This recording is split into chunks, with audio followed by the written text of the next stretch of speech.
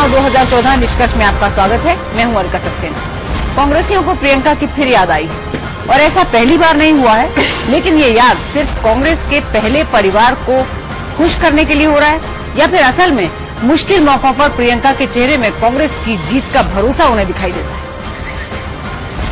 स्वागत है आपका। मैं हूं दिनेश गौतम। और अगर वो भरोसा जिसका जिक्र अभी अलका जी ने किया वाकई प्रियंका के चेहरे पर कांग्रेसियों को नजर आता है, तो इस भरोसे की वजूहात क्या है? प्रियंका के चेहरे पर नजर आने वाला इंदिरा का अक्स या एक सरल लेकिन सम्मोहक मुस्कान से लोगों का दिल जीत लेने की उनकी अदा, चुनाव के पैमाने पर उनकी काबिलियत का परखा जाना अभी बाकी है क्या? इसलिए भी कांग्रेस को यह बंद मुट्ठी लाख की नजर आती है? और अगर यह भरोसा इतना ही मजबूत है तो फिर इसकी राह के रोड़े क्या है? हमारे साथ आज निष्कर्ष में इसी पर होगी चर्चा। समझेंगे ये भी कि क्या बात घूम फिर कर परिवारों पर ही आकर सिमट जाती है। और इसके लिए हमारे साथ जुड़ेंगे खास मेहमान। लस्फा कुरैशी साहब हमारे साथ इस चर्चा का हिस्सा हैं। मुख्य चुनाव आयुक्त रह चुके हैं। फैजल अली साहब जो कि सहारा इंडिया उर्दू मीडिया के ग्रुप एडिटर हैं, हमारे साथ इस चर्चा का हिस्सा होंगे। संजीव त्रिवेदी डेप्यूटी एडिटर सहारा समय हमारे साथ इस चर्चा में भाग ले रहे हैं। इसके अलावा भोपाल से हमारे साथ जुड़ रही हैं पूर्णिमा त्रिपाठी, सीनियर सहायक संपादक फ्रंटलाइन हिंदू ग्रुप से, और इलाहाबाद से professor Badri Narayan GB Pant institute of social sciences में वहां पढ़ाते हैं। आप सभी मेहमानों का बहुत स्वागत है। और आइए ये देखें कि आज निष्कर्ष में हम सेगमेंट दर सेगमेंट कैसे बढ़ेंगे। पहले सेगमेंट में हम चर्चा करेंगे कि चुनाव के पहले प्रियंका की याद क्यों आ गई, क्या प्रियंका नैया पार लगाएंगी? और दूसरे सेगमेंट में चर्चा होगी कि क्या है प्रियंका में ऐसा जो चुनाव से ठीक पहले एक बार फिर कांग्रेस ने उनका नाम लिया है। तीसरे सेगमेंट में प्रियंका का नाम लिया जा रहा है तो क्या राहुल से कांग्रेस का भरोसा अब उठने लगा है? और चर्चा आखिरी सेगमेंट में यह भी होगी कि आखिर क्यों प्रियंका चुनावी रण में ताल नहीं ठोकती है।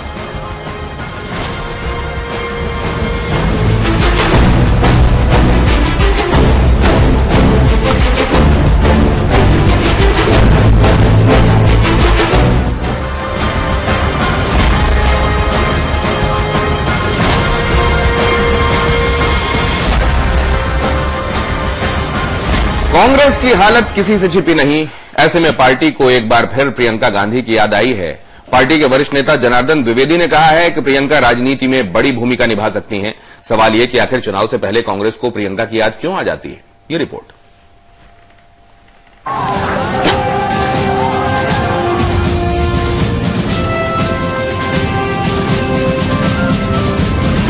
प्रियंका फिर पुकारी जा रही है। इस बार आवाज कांग्रेस के नेता जनार्दन द्विवेदी उठा रहे हैं। प्रियंका गांधी राजनीति में बड़ी भूमिका निभा सकती हैं। स्वर्गीय राजीव गांधी ने प्रियंका की राजनीतिक क्षमता और रुचि के बारे में 1990 में मुझे बताया था। एक बार फिर वही हो रहा है जो इससे पहले भी कई बार हो चुका है। मौका आम चुनाव का रहा हो या विधानसभा चुनावों का, कांग्रेस को हर बार प्रियंका को पुकारते पाया गया। 80 के दशक के बाद कांग्रेस के लिए चुनाव कभी बाएं हाथ का खेल नहीं लगा, लेकिन 90 के दशक के आखिरी सालों से लेकर अब तक चुनावी मुश्किलों के बीच प्रियंका की याद आना कांग्रेस की रवायत सी हो चली है।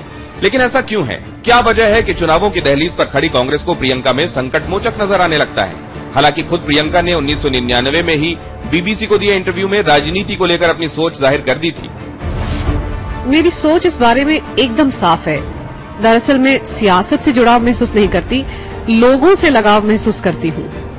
बेशक प्रियंका के लिए अमेठी का डंका, बिटिया प्रियंका जैसे नारों की गूंज सुनाई देती हो। फूलपुर में भले ही प्रियंका की आवाज कुछ यूं उठाई गई कि शायद सोनिया और राहुल को वो बहुत रास ना आई हो, जहां पोस्टर्स पर लिखा था, मैया अब रहती बीमार, भैया पर बढ़ गया भार, प्रियंका फूलपुर से बनो उम्मीदवार, पार्टी का करो प्रचार। पर प्रियंका ने 2004 में सोनिया के लिए प्रचार के दौरान भी कहा था, अगर लोगों की सेवा ही सियासत है तो मैं वो वैसे भी कर रही हूँ और शायद ऐसा मैं अगले 5 साल तक कर सकती हूँ। 2012 के उत्तर प्रदेश विधानसभा चुनावों में प्रियंका ने मां सोनिया और भाई राहुल के इलाकों में खूब मेहनत की थी। इसके बावजूद कांग्रेस का गढ़ समझे जाने वाली इस जगह से कांग्रेस सिर्फ 2 सीटें ही निकाल पाई थी, और तब कई लोगों ने प्रियंका के गैर राजनीतिक नेता के तौर पर उनके प्रभाव को खारिज कर दिया था। 2012 में सोनिया की बीमारी के बाद भी प्रियंका के रायबरेली से चुनाव लड़ने की आवाजों का खुद कांग्रेस ने खंडन किया था। लेकिन एक बार फिर चुनाव की मझधार में कांग्रेस को प्रियंका की पतवार याद आने लगी है। समय के लिए दिनेश गौतम।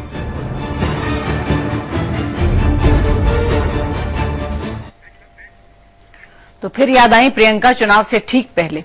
हमारे साथ इस चर्चा में अदिति फडणवीस भी जुड़ गई हैं, जो बिजनेस स्टैंडर्ड की पॉलिटिकल एडिटर हैं। आपका स्वागत है अदिति।